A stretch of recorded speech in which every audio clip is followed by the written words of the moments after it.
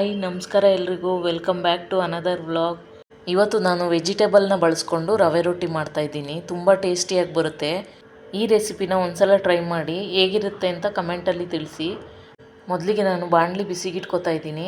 1.5 ಗ್ಲಾಸಷ್ಟು ಸಣ್ಣ ರವೆ, ತುಂಬ ಸಣ್ಣ ಚಿರೋಟಿ ರವೆ ಅಂತ ಬರುತ್ತಲ್ಲ ಆ ರವೆ ತೊಗೊಂಡು ಅದು ಘಮ ಬರೋವರೆಗೂ ಇದನ್ನು ಚೆನ್ನಾಗಿ ಹುರ್ಕೋಬೇಕು. ನೀವು ಮೀಡಿಯಮ್ ರವೆಲೂ ಕೂಡ ಮಾಡ್ಕೋಬೋದು.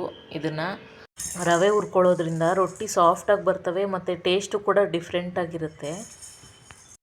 ಮೊದಲೇ ಹೇಳ್ದಂಗೆ ವೆಜಿಟೇಬಲ್ ರೊಟ್ಟಿ ಆಗಿರೋದ್ರಿಂದ ನಾನು 2 ಕ್ಯಾರೆಟು, 2 ನೂಕೋಲು, 1 ಈರುಳ್ಳಿ, 3 ಹಸಿರು ಮೆಣಸಿನ್ಕಾಯಿ, ಅರ್ಧ ಹೋಳು ತೆಂಗಿನಕಾಯಿ ತುರಿ ಇದನ್ನು ಎಲ್ಲ ತುರ್ಕೋಬೇಕು. ಇದೆಲ್ಲ ಸಣ್ಣದಾಗಿ ಕಟ್ ಮಾಡಿ ಕೂಡ ಹಾಕೊಬೋದು, ತುಂಬ ಚೆನ್ನಾಗಿರುತ್ತೆ. ಈ ಕ್ಯಾರೆಟು ನೂಕೋಲನ್ನ ತುರ್ಕೊಂಡು ನಂತರ ನಾನು ಈರುಳ್ಳಿ ಹಸಿರು ಮೆಣಸಿನ್ಕಾಯಿನ ಸಣ್ಣದಾಗಿ ಹೆಚ್ಚಿ ಇದಕ್ಕೆ ಮಿಕ್ಸ್ ಮಾಡ್ಕೋತಾ ಇದ್ದೀನಿ. ಸ್ವಲ್ಪ ಕೊತ್ತಂಬರಿ ಸೊಪ್ಪು ಆ್ಯಡ್ ಮಾಡ್ತಾಯಿದ್ದೀನಿ. ನೀವು ಸಬ್ಸಿಗೆ ಸೊಪ್ಪಿದ್ರೂ ಕೂಡ ಸೇರಿಸ್ಕೊಬೋದು, ಚೆನ್ನಾಗಿರುತ್ತೆ ಅದನ್ನು ಟೇಸ್ಟು. ಈ ಹಸಿಕಾಯಿ ತುರಿ ಹಾಕಿದ್ರಂತೂ ತುಂಬ ಚೆನ್ನಾಗಿರುತ್ತೆ ಟೇಸ್ಟು.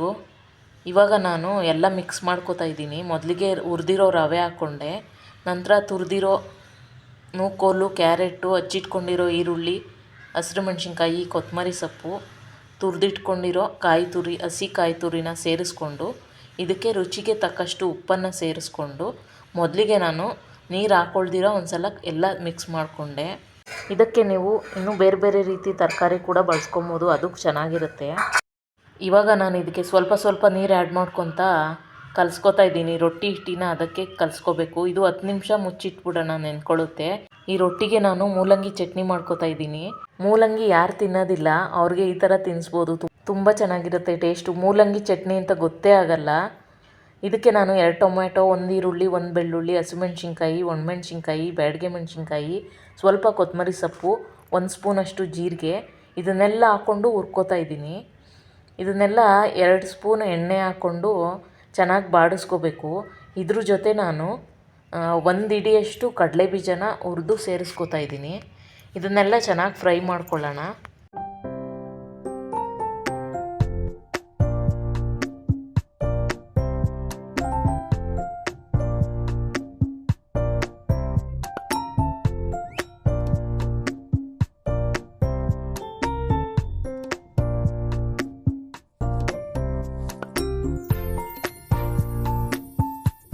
ಇದ್ರ ಜೊತೆಗೆ ನಾನು ಕರಿಬೇವಿನ ಸೊಪ್ಪು ಸ್ವಲ್ಪ, ಹುಣಸೆಹಣ್ಣು ಸ್ವಲ್ಪ, ರುಚಿಗೆ ತಕ್ಕಷ್ಟು ಉಪ್ಪನ್ನು ಆ್ಯಡ್ ಮಾಡಿಕೊಂಡು ಫ್ರೈ ಮಾಡ್ಕೊತಾ ಇದ್ದೀನಿ. ಇನ್ನೊಂದು ಕಡೆ ನಾನು ಕಾವಲಿ ಬಿಸಿಗಿಟ್ಕೊಳ್ತಾ ಇದ್ದೀನಿ. ಚಟ್ನಿ ರೆಡಿ ಆಗೋಷ್ಟೊತ್ತಿಗೆ ಕಾವಲಿ ಚೆನ್ನಾಗಿ ಕಾಯ್ಕೊಡುತ್ತೆ.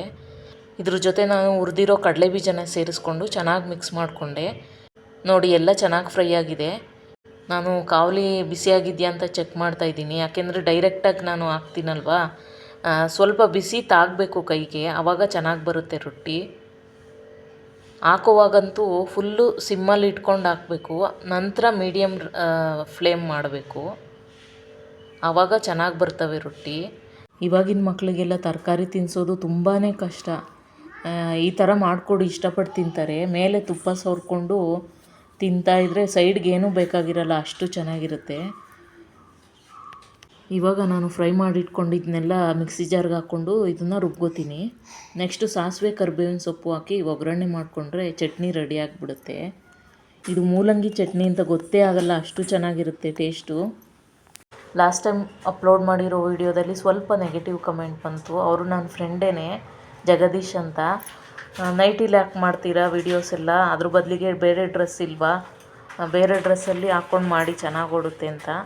ಅದು ತಪ್ಪು ಅಂತ ನಾನು ಹೇಳ್ತಾ ಇಲ್ಲ, ನಿಮ್ಮ ಅನಿಸಿಕೆ ನೀವು ಹೇಳಿದ್ದೀರಾ. ನಂದು ಎಲ್ಲ ವೀಡಿಯೋಸ್ನ ನೀವು ನೋಡಿಲ್ಲ ಅನಿಸುತ್ತೆ. ನಿಮಗೆ ಮದುವೆ ಆಗಿದೆಯಾ ಅಂತ ಗೊತ್ತಿಲ್ಲ ನನಗೆ, ಆದರೆ ನಿಮಗೆ ಮದುವೆ ಆಗಿ ಒಂದು ಮಗು ಇದ್ದರೆ ನೈಟಿ ಹಾಕ್ಕೊಳ್ಳೋದ್ರ ಬಗ್ಗೆ ಗೊತ್ತಾಗುತ್ತೆ ನಿಮಗೆ. ನನಗೆ ಈ ಟೈಮಲ್ಲಿ ನೈಟಿ ಕಂಫರ್ಟಬಲ್ ಅನಿಸುತ್ತೆ. ಅದು ಬಿಟ್ಟರೆ ನಿಮ್ಮ ಬೇರೆ ಕಮೆಂಟೆಲ್ಲ ಇಷ್ಟ ಆಯಿತು ನನಗೆ. ಸ್ಫೂರ್ತಿ ತುಂಬ ಥರ ಕಮೆಂಟ್ ಮಾಡಿದ್ರಿ, ಥ್ಯಾಂಕ್ ಯು. ಇನ್ನು ಲತಾ ಅವರು ಕಮೆಂಟ್ ಮಾಡಿದ್ರಿ, ನಿಮ್ಮ ವೀಡಿಯೋಸ್ ಎಲ್ಲ ತುಂಬ ಚೆನ್ನಾಗಿ ಬರ್ತಿದೆ, ಹೀಗೆ ವೀಡಿಯೋಸ್ ಮಾಡಿ ಅಪ್ಲೋಡ್ ಮಾಡ್ತಾಯಿರಿ, ತುಂಬ ಚೆನ್ನಾಗಿ ವ್ಯೂಸ್ ಬರುತ್ತೆ ಅಂತ.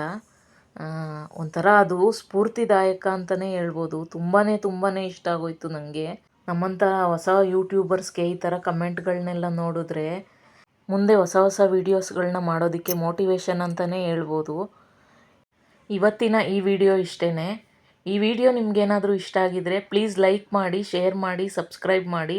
ಹೊಸೊಬ್ರು ಯಾರೆಲ್ಲ ನೋಡ್ತಾ ಇದ್ದೀರಾ ಪ್ಲೀಸ್ ಸಬ್ಸ್ಕ್ರೈಬ್ ಮಾಡ್ಕೊಂಡು ನೋಡಿ. ನಿಮ್ಮ ಅನಿಸಿಕೆ ಏನಿದ್ರು ಕಮೆಂಟ್ ಬಾಕ್ಸಲ್ಲಿ ತಿಳಿಸಿ. Thanks for watching.